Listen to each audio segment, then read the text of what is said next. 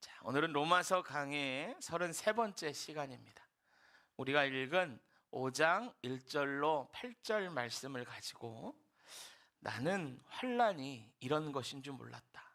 나는 환난이 이런 것일 줄 몰랐다. 라는 제목으로 하나님의 말씀을 우리가 함께 보도록 하겠습니다.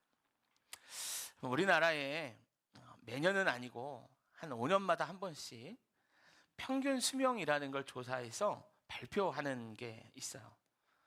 이 평균 수명이라는 건 이런 거예요. 이 조사할 당시에 영세, 갓 태어난 갓난아이가 앞으로 얼마나 생존할 수 있는지 그 생존 연수를 이렇게 계산하는 거예요. 막 태어날 아이들에게만 이게 해당이 된다 그래서 그 아이들만 얘기하는 건 아니에요.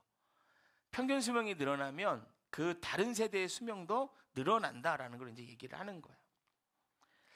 올해 1월에 그 발표를 했거든요. 그걸 조선일보에서 그걸 이제 발표한 걸 기사화했어요. 제가 그거를 보니까 평균 수명이 우리나라 여자분들이요 90.7세까지 산답니다. 저희 그 큰이모님 얼마 전에 몇 해 전에 돌아가셨는데 90살 넘게 사시고 돌아가셨어요. 97.4세. 남자는 어떨까요? 그보다 좀 덜 삽니다, 여러분. 참 안타깝지만 좀 덜 살아요. 86.3세를 살아요, 남자는. 이게 우리나라 평균 수명이에요. 이거 보니까 제가 5년마다 한 번씩 하나 봐요. 자료를 찾아보니까 5년 전에 그 작성한 게 있더라고요. 5년 전과 지금을 비교하면요, 여자는 2.2세가 늘었고요, 남자는 2.8세가 늘었어요. 이거를 11년 전 2013년도와 비교하면 확연히 평균 수명이 늘고 있다는 게 나타나는데요. 여자가 5.1세가 늘었고 남자는 8.3세가 늘었어요. 그러니까 남자의 수명이 여자의 수명을 좀 따라가는 그런 모양새인 것 같아요. 여러분, 조선시대에는 평균 수명이 얼마였는지 아세요? 조선시대에는 평균 수명이 44.3세였어요. 왕들은 어떨까요, 여러분? 왕들은 평민들보다 더 살았을까요? 짧게 살았을까요? 어떻게 아세요? 짧게 살았어요. 왕들은요 37.6세예요. 평균 수명이. 그러니까 왕을 하면서 너무 고생했나 봐요. 그러니까 이렇게 짧게 살았어요. 우리가 지금 수명을 조선시대 사람들과 비교하면요 46년을 더 사는 거예요. 그러면 그들의 인생을 한 번 더 산다고 할 수 있죠. 아마 조선시대 사람들이 지금 우리 수명을 알면 깜짝 놀랄 겁니다. 여러분, 수명이 늘어나면 중요한 게 있어요. 그것이 무엇이냐면, 생각해 보세요. 수명은 늘어나는데 막 계속 병이 들어. 그래서 자녀들이 막 병수발하고 병원에 누워만 있고 그러면서 장수한다. 그럼 이게 오래 살아봐야 무슨 소용이 있겠어요? 그래서 평균 수명이 늘어나는 것, 이것이 중요한데요, 이것보다 더 중요하게 여기는 게 있는데 그게 뭐냐? 건강 수명이라는 거예요. 이 건강 수명은 뭐냐면 인간이 살아가는 수명 중에 고통받는 시간을 제외하고 얼마나 더 살 수 있나, 얼마나 살 수 있나, 병 없이 살아가는 그 세월을 얘기하는 거예요. 이것도 이제 통계가 쭉 나오는데 대충 제가 통계를 보니까 사람들이 이렇게 오래 살고 수명이 늘어날수록 거의 10년 정도 잦은 병치레를 한대요. 그렇다면 이거를 봐야죠. 평균 수명이 분명히 늘었단 말이에요. 늘고 있다고요. 그리고 앞으로도 늘 거라고요. 그러면 평균 수명이 늘어가는 것만큼 건강 수명도 늘어나는가? 그러니까 이걸 보면 우리의 삶의 질이 어떻게 되고 있나를 알 수 있어요. 이 그래프가 그 조선일보에서 나온 그래프인데요. 2020년도 그래프예요. 이 진한 녹색, 이게 파랑, 이게 건강 수명이고요. 옅은 색이 평균 수명이에요. 그러니까 두 가지 막대기를 보면은 진한 색이 더 짧죠. 2012년도, 20년도 쭉 보면 다 짧아요. 그러니까 이건 뭘 얘기해 주냐면 이런 얘기예요. 수명은 늘어나는데 건강하게 오래 사는 거는 점점 줄어들더라는 거예요. 더 심각한 게 있어요. 소득 수준을 5가지로 나눠서 비교해 봤어요. 이렇게 보니까 일본인은 78.6세를 사는데 건강수명은 60.9세예요. 이게 소득의 하위 20%거든요. 5분위 보세요. 맨 끝에 보면 85.1세를 사는데요. 건강수명이 72.2세예요. 이걸 뭐를 말해주냐면 보니까 돈이 많을수록 건강하게 살더라는 거예요. 돈이 많을수록 그 건강수명을 더 많이 갖게 되더라는 거예요. 그런데 여러분, 이런 비교가 돈이 많으면 병에 안 걸립니다, 이런 걸 얘기해 주는 게 아니에요. 돈이 많은 사람도 건강수명과 평균수명을 비교해 보면 평균수명을 건강수명이 따라가지 못하고 있다는 게 보여지는 거예요. 그러므로 여러분, 내가 지금 건강하다고 해서 나이를 계속 먹어가는 앞으로도 나는 건강할 거야, 이런 자신은 아무도 할 수 없다는 거예요. 여러분, 이것은 예수 믿는 사람이나 예수 믿지 않는 사람에게나 똑같이 적용되는 거예요. 여러분, 예수를 평생 믿으면 건강하게 살다가 주님 앞에 가고, 예수를 믿지 않으면 건강하게 못 살고 병치레 하다가 골골대다가 주님 앞으로 가더라, 이게 아니라는 겁니다. 여러분, 이 통계대로라면요, 우리 교회가 평균 수명이 높지 않습니까? 평균 연령이 높지 않습니까? 그러면 우리 교회에도 말년에 건강을 잃어버리고 질병 가운데 하나님 나라 갈 사람들도 분명히 있을 수 있다라는 거예요. 누구도 이거를 자신하면서 아니에요, 그럴 수 없어요, 우린 예수 잘 믿으니까 건강하게 무병장수하면서 그렇게 하나님 나라 갈 거예요, 이렇게 말할 수는 없다라는 거예요. 실제로 여러분, 저희 세대가 기억하는 부흥을 이끌었던 목사님들, 그분들 어떻게 돌아가셨나 보면요, 암으로 소천하신 분들 많아요. 옥하는 목사님, 하영조 목사님, 조용기 목사님은 뇌출혈로 하늘나라 가셨고, 제가 존경하는 그 대천덕 신부님, 토레이 신부님, 예수교 신부님이고 예수원을 창립하신 분인데, 그분 아침에 예배드리고 나오시다가 넘어져서 머리 다치셨는데 뇌출혈 때문에 돌아가셨어요. 많은 선교사님들, 제가 아는 학교 1년 선배 선교사님은요, 그 캄보디아 선교사님인데 교회를 짓고 5층 교회를 지어놓고, 그러니까 선교센터죠, 그걸 짓고 이제 그 선교지니까 돈이 없으니까 자기가 일을 했나 봐요. 그러니까 물건을 나르고 5층에 올라갔다가 떨어졌어요. 돌아가셨어요. 1년 선배 형이에요. 제 신학교. 여러분, 이것을 어떻게 설명할 수 있을까요? 우리 자신을 한번 보세요.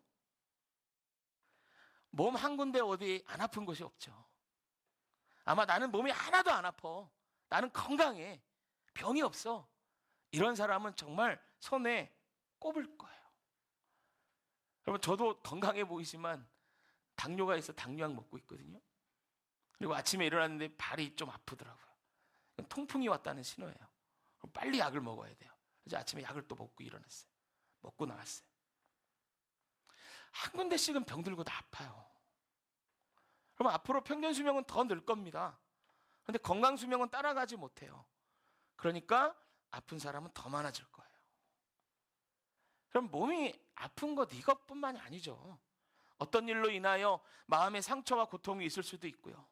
배우자를 먼저 보내신 분, 자녀의 문제로 고민하든지 건강의 문제, 이웃과의 관계, 여러 가지 일들로 마음에 상처 입을 수 있어요. 이 한두 가지 문제가 그냥 한꺼번에 닥치는 사람들도 있죠. 여러분, 이거 어떻게 견디겠냐 말이에요. 또 이건 나만의 문제가 아니죠. 주변에 보면 이렇게 힘든 사람들이 있단 말이에요. 예수를 믿는데도 이렇게 힘들어하는 사람이 있더라는 거예요. 근데 우리 믿는 사람들이 제일 많이 하는 이 실수 중에 하나가 이겁니다. 은연중에 어떤 사람의 병든과 아픔을 죄의 결과라고 단정 짓는 거예요. 또 병든과 아픔을 보면서 적지 않은 사람들이 이런 생각합니다. 아이고, 하나님 진짜 살아계시면 아니 어떻게 평생을 저렇게 예수 믿은 분에게 저런 일이 일어날 수 있는가 말이야, 이런 생각을 합니다. 그러면서 목사님의 설교나 성경이나 뭐 이렇게 보면 예수 믿으면 복 받고 문제 해결 받고 뭐 만사형통한 것 같은데 현실은 그렇지 않네? 예수 믿어도 별 수 없는 거 아니에요? 이런 생각한단 말이에요. 이게 뭐냐면 하나님의 신실하심을 의심하기 시작하는 거예요. 그러면서 한편으로는 두렵죠. 나도 이런 일 생기면 어떡해? 나도 이런 고난이 내게도 오면 어떡해? 여러분, 우리가 고난이 뭔지 몰라서 그런 거야. 환난이 뭔지 몰라서 그런 거야. 또 고난당한 사람들은 괜히 이런 생각 들어요. 괜히 나 때문에 하나님의 영광 가리는 것 같고 죄송하고, 사람들이 나 때문에 하나님의 신실하심을 의심하는 것 같고, 그런 생각 때문에 하나님께 죄송한 마음이 든단 말이에요. 여러분, 그래서 우리는 나이를 먹으면 먹을수록, 평균 수명이 올라가면 올라갈수록 이 환난에 대한 정의를 제대로 갖고 있어야 돼요. 아니, 성경은 도대체 이 환난을 뭐라고 얘기하냐 말이에요. 우리가 당하는 고난에 대해서 어떤 이야기를 하고 있느냐 말이죠. 여러분, 오늘은 이 환난에 대한 이야기를 좀 하려고 그래요. 여러분, 내가 생각하는, 내가 해석하는 그런 환난, 고난 말고 성경이 말하는 고난과 환난이 무엇인지 우리가 알고, 이걸 알고 나서 고난당한 자를 위로하고, 이걸 알고 나서 내가 고난 가운데 들어갔을 때 이기고 승리하며, 이걸 알고 나서 하나님 앞에 온전한 신앙을 간직하는 저와 여러분 되시기를 축복합니다. 오늘 설교를 잘 들으시기를 바라요. 오늘 본문요, 이 환난이라는 말을 쓰면서 환난에 대해서 이렇게 이야기를 해요. 5절과 4절 한번 보세요. 5절과 4절 제가 한번 읽을게. 한번 보세요. 뿐만이 아니라 우리가 환난 중에도 즐거워하나니 이는 환난은 인내를, 인내는 연단은 소망을 이루는 줄 알미로다. 여기서 환난이라는 말이 나와요. 환난은 제가 여기 보이겠지만 그냥 제가 원어를 설명해야 될 수밖에 없어서 나오는데, 최소한 여러분도 어렵지 않게 하기 위해서 PPT를 만들었어요. 또 어려운 말 안 해 이런 생각하지 마시고 잘 한번 들어보세요. 프리프시스라는 말이에요. 환난은 이게 좁다, 고난, 고통이라는 말이 있는데 동사로 보면 좁다, 에워싸이다, 싸다, 이런 말이에요. 성경이 말하는 환난에 대한 정리는 이겁니다. 좁은 공간에 갇혀서 에워싸인 것 같다라는 거예요. 제가 어릴 때 천안에 있는 독립기념관 제가 간 적이 있거든요. 천안에 이모님이 계셔서, 시골에 살다가, 이게 천안도 도시잖아요. 이렇게 올라가면 이모님이 저희 형과 저를 데리고 여기저기 다니셨는데, 그 중에 하나 갔던 데가 기억나는 게 독립기념관이에요. 제 초등학교 때 간 것 같은데 오래됐으니까 다 잊어버릴만 하기도 한데, 한 가지 또렷이 기억나는 게 있어요. 그게 뭐냐면, 일제가 우리나라 독립투사들 잡으면 고문하던 고문틀입니다. 작은 상자 같은 곳에요, 쪼그려 앉을 정도에 들어갈 만한 작은 상자에 사람을 가둬놓고 며칠 동안 꺼내주지 않는 거예요. 그럼 거기 있는 사람이요, 거의 미친답니다. 더 심한 것은 사람을 집어넣는 상자를 그냥 만들지 않고 거기에 꼬챙이를 다 박아놨어요. 움직이면 찔리게. 아주 악독한 형사들은 그걸 막 자꾸 흔들었대요. 찔리게 막. 여러분, 상상만 해도 이게 내 몸에 찔리는 것 같고 쑤시는 것 같잖아요. 성경이 말하는 플리푸시스, 이 고난이 이런 거예요. 좁은 곳에 에워싸인다는 거예요. 그것에서 고통당하는 거, 이게 환난이라는 거예요. 근데 문제는 이거죠. 아까 기대수명과 그 건강수명에 대해서 함께 보았듯이, 이런 환난의 상황이 내게는 일어나지 않는다, 이거 아무도 안심할 수 없는 거죠. 나에게는 이걸 피해가는 방법이 있다, 이런 사람도 없다라는 거예요. 그런데 이 고난에 대해서 이렇게 정의를 하고 나서 성경이요, 너무나 이상한 말을 해요. 우리가 잘 이해가 안 되는 말을 해요. 3절 앞부분이에요. 이렇게 말하는 거예요. 다만 이뿐 아니라 우리가 환난 중에도 즐거워하나니. 여러분, 환난을 어떻게 한다고요? 즐거워한대요. 첩첩이 쌓이고 옴짝달싹할 수 없는 그 작은 상자 안에 들어간 것 같은 그런 상황 가운데 즐거워한다는 거예요. 여러분, 이 3절을 원어로 직역하면요 더 이상해요. 이 환난 중에 할 때 이 중에라는 말 있잖아요. 이게 전치사인데 이게 에크라는 말이에요. 이 에크는 무엇 안에 이런 뜻입니다. 그리고 즐거워하니라 이 뜻은 뭐냐면요, 자랑하다라는 뜻이 있어요. 그래서 이걸 직역하면 이런 거예요. 환난 안에 있을 때, 그러니까 여러분 환난이 다 끝났어. 그래서 뒤돌아보니까 아유, 환난에 이런 뜻이 있었구나. 내가 그때 환난 당했지만 돌아보니 이런 일이 있었어. 그러면서 기뻐하는 게 아니고요. 아직 환난 안에 있을 때, 이게 언제 끝날지도 모르고 고통당한 그때에 환난을 자랑한다라는 거야, 사람들에게. 나 지금 환난 당하고 있어요. 이게 그냥 동정심을 유발하는 이야기가 아니라 자랑한다라는 거야. 우리가 볼 때 환난을 두려워하고 피하는 것이 정상인데, 아니 어떻게 성경은 이거를 즐거워한다? 자랑한다? 그것도 환난이 끝난 게 아니고 아직도 환난이 있고 언제 끝날지 모르는 상황 가운데 어떻게 그렇게 한다라고 말하는가 말이에요. 여러분, 그 이유가 3절과 4절에 나오는 거예요. 이걸 설명해 주는 거예요. 3절 하반부 이렇게 얘기하죠. 그리고 4절 제가 읽을게요. 한번 눈으로 보세요. 이는 환난은 인내를, 인내는 연단을, 연단은 소망을 이루는 줄 알미로다. 여러분, 이 구절은 다 여러분들 좀 암송하셨으면 좋겠어요. 환난 당하는 자들은 이런 생각합니다. 난 끝났구나. 난 희망이 없구나. 나는 이런 환난 가운데 이제 못 일어나겠구나. 이게 환난 당한 것보다 더 큰 어려움 아닙니까? 그런데 성경은 말하는 거예요. 아니야. 거기서 끝나는 게 아니야 라는 거야. 환난을 통하여 이루어지는 다음 일들이 있다는 겁니다. 환난을 자랑하고 환난을 즐거워하는 이유가 여기 있다는 거예요. 그 다음에 있다는 거예요. 여러분 보면 보세요. 환난이 무엇을 만듭니까? 환난이 인내를 만든대요. 인내. 인내는 휘포모네예요. 휘포모네. 이 말은 견디다, 견고하게 하다, 이런 뜻이에요. 그러니까 환난은요, 그 환난의 시간을 지나는 사람에게 인내를 만들어내는 거예요. 그걸 견딜 힘이 생긴다라는 겁니다. 여러분, 인내는 내적인 그 외적인 강함이 아니에요. 내적인 강함입니다. 그래서 여러분, 함부로 환난 당한 자를 판단하지 마세요. 함부로 환난 당한 자를 불쌍히 여기지 마세요. 왜냐하면 그분들은 저와 여러분들보다 더 강한 내면의 강함을 갖고 있는 분일 경우가 많아요. 여러분, 내적인 것은 눈에 보이지 않아요. 그래서 어떤 사람들은 생각하죠. 아우, 저렇게 힘든데 어떻게 견디나. 그런데 견디는 사람이 있더라는 거예요. 그걸 이겨내는 사람들이 있더라는 거예요. 왜? 인내가 생겨서 그런 거죠. 환난을 통하여 그의 속이 더 단단해지는 겁니다.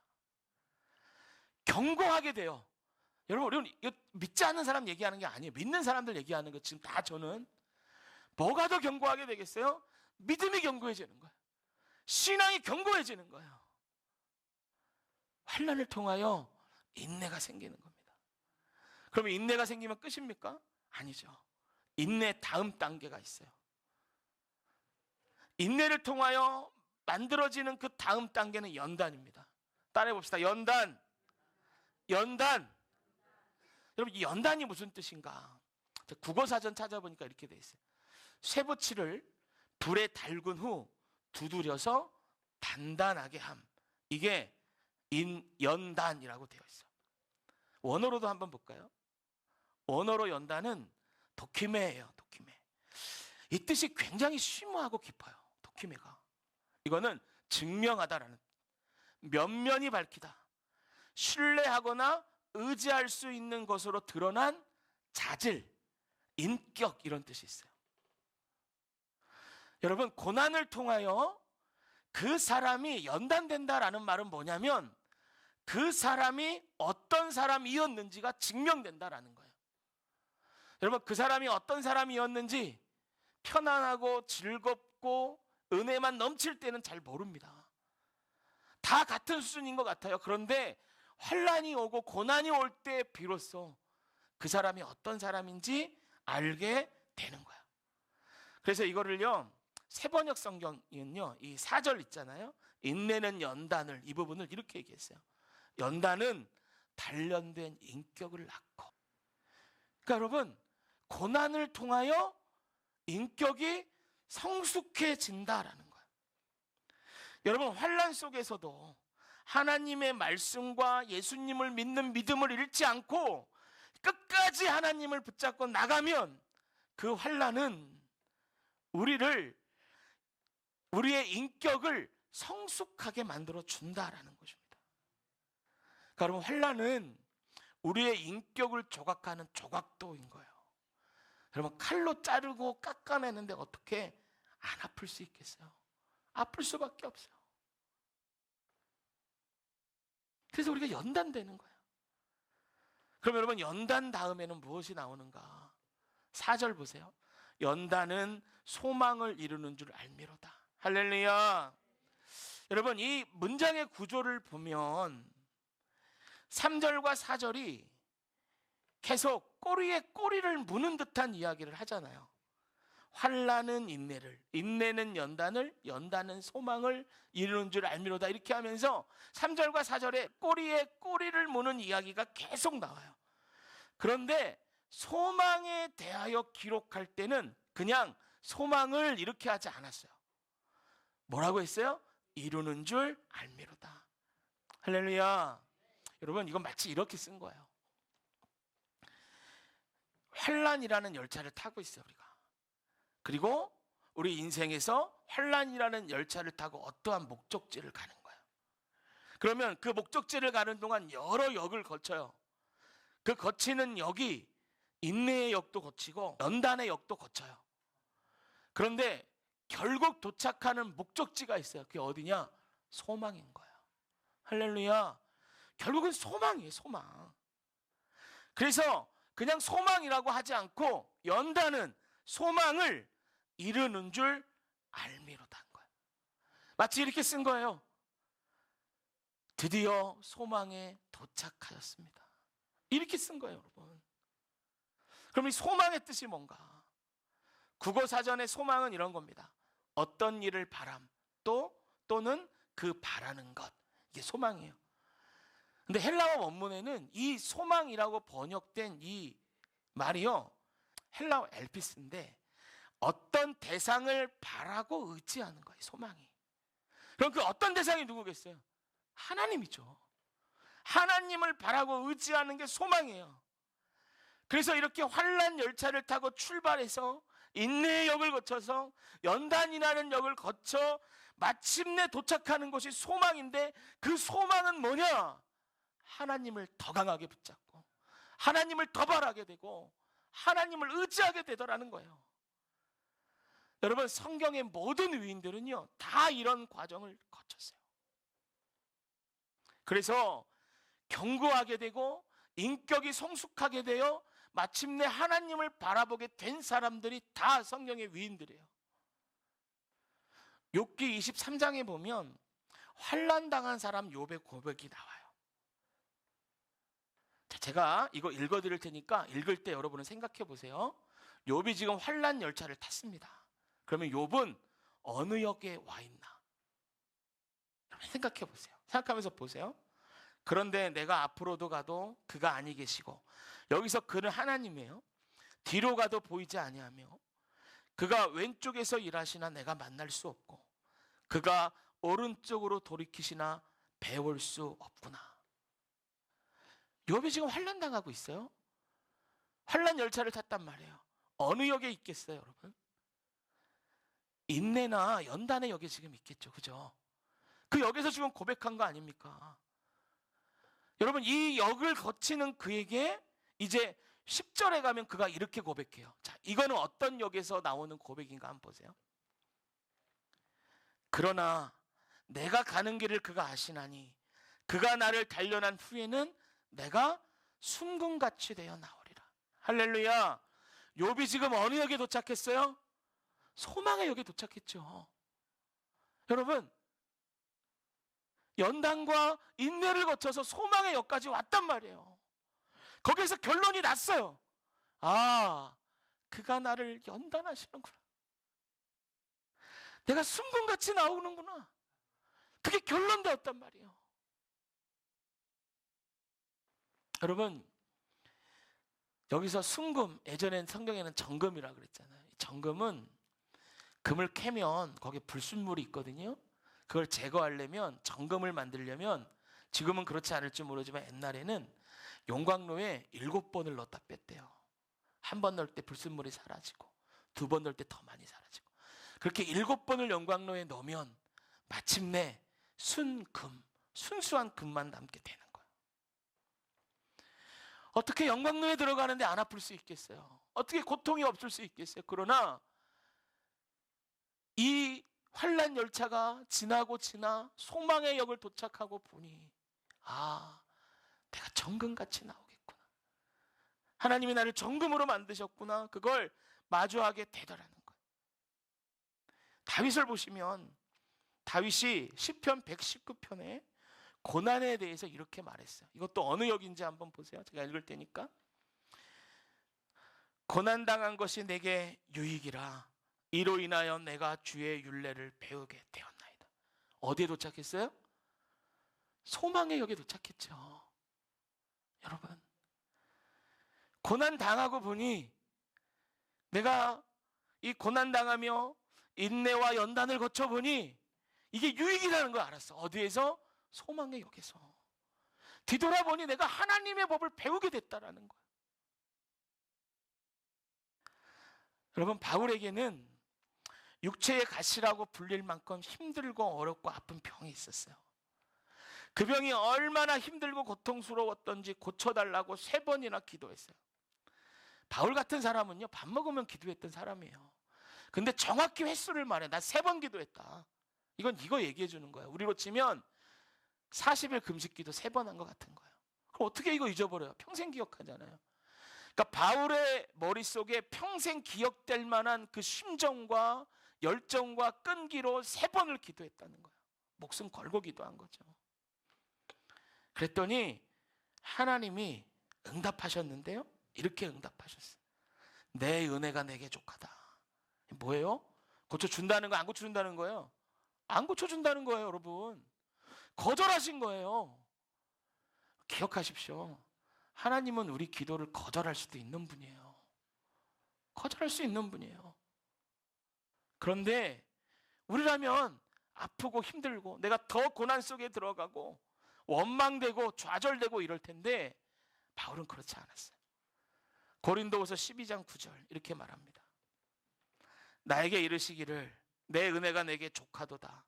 이는 내 능력이 약한 데에서 온전하여 짐이라 하신지라. 그러므로 도리어 크게 기뻐함으로 약한 것들에 대하여 자랑하리니 이는 그리스도의 능력이 내게 머물게 하려 함이라. 할렐루야. 여러분, 약한 것들, 고쳐주지 않은 것들, 그것 때문에 좌절하지 않는다는 거예요. 내가 약한 중에 온전하여 지는 것을 발견했다라는 거예요. 여러분, 바울이 지금 어느 역까지 왔어요? 소망의 역에 도착한 거예요. 그러니까 거절하신 기도가 좌절이나 슬픔이나 고통이 아니고 기쁨이 되는 거예요. 소망의 역에서. 여러분, 성경의 위인들 한 명도 예외가 없어요. 다 소망의 역에 도착했어요. 그래서 여러분, 내면이 견고하게 되고 인격이 성숙되어서 이제 바라보게 되는 것이 소망인데요, 인내와 연단의 역을 거치면 소망으로 가게 되는 것이죠. 이 소망이 우리 안에 어떻게 역사하게 되는가? 여러분, 오늘 본문 한번 보세요. 5절 같이 읽어볼게요. 5절 읽어봅니다. 시작. 여러분, 소망이요, 우리를 부끄럽게 하지 않는데요. 왜냐하면 하나님 소망 되신 그분은 이미 당신의 사랑을 확증하신 분이기 때문에 그래요. 6절부터 8절 교독합시다. 6절에서 8절. 우리가 아직 연약할 때에 기약대로 그리스도께서 경건하지 않은 자를 위하여 죽으셨도다. 우리가 아직 죄인 되었을 때에 그리스도께서 우리를 위하여 죽으심으로 하나님께서 우리에 대하여 자기의 사랑을 확증하셨느니라. 할렐루야. 여러분이 확증했다는 얘기는 도장 찍었다는 거예요. 사인했다는 거예요. 도장 찍고 사인하면 법적인 효력이 생겨요. 바뀌어지지 않아요. 물을 수 없는 거예요. 그러므로 소망은 우리를 부끄럽게 하지 않습니다. 이게 우리의 소망이에요. 사랑하는 성도 여러분, 여기에 이미 환난 열차를 타고 계신 분도 계실 거예요. 앞으로 타게 되실 분도 있겠죠. 오늘 이 말씀을 붙잡으십시오. 여러분, 우리는 기대수명, 건강수명 이런 거 따져가면서 사는 사람들이 아니고 환난이 오나 기뻐하고 자랑하며 환난이 유익이라고 고백하는 사람들이에요. 왜요? 우리는 모두 다 우리를 부끄럽지 않는 소망의 역에 도착할 것을 믿기 때문입니다. 할렐루야. 또요, 바울과 같이 바울의 약함을 통하여 하나님의 강함이 드러났거든요. 그렇듯이 내가 약하다는 건 더욱더 하나님이 드러날 기회인 거예요. 하나님을 붙들고 하나님 앞에 나아갈 때 견디고 견고해지고 인격이 성숙되어 마침내 소망의 역에 선 우리들 가운데 하나님이 드러나시는 것입니다. 할렐루야. 이런 말씀을 마무리합니다. 우리가 그동안 고난이 무엇인지 몰라서 고난당한 자를 보면 하나님의 신실하심을 의심하거나 밑도 끝도 없이 동정하거나 나도 그런 일을 당할까 봐 두려워하고 고난당한 자는 하나님의 영광 가리는 것 때문에 괜히 죄송하고 그랬는데 이제는 그렇게 보지 마시고 저분이 소망의 역으로 가고 있구나. 저분의 연약함을 통하여 하나님의 강함이 드러나시겠구나 생각하시고 여러분 그분을 위해서 기도하시는 저 여러분 되시기를 축복합니다. 그리고 눈을 들어 보세요. 그분의 약함 가운데 하나님이 어떻게 역사하시는가 말이죠. 그걸 내 신앙에 배우는 거예요. 저렇게 역사하시는구나. 저렇게 하나님이 일하시는구나. 여러분, 환난 가운데 다른 것 보지 마시고 끝까지 하나님 붙잡으셔서 소망의 역에 도착하기까지 이기시는 저 여러분 되시기를 축복합니다. 할렐루야. 우리가 믿음의 고백으로 3절과 4절을 함께 큰 소리로 한번 보세요. 찾아보세요. 3절과 4절.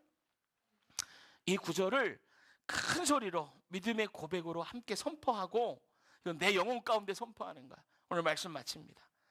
5장 3절 4절 시작. 뿐만 아니라 우리가 환난 중에도 즐거워하나니 이는 환난은 인내를, 인내는 연단을, 연단은 소망을 이루는 줄 알미로다. 아멘. 하나님, 우리가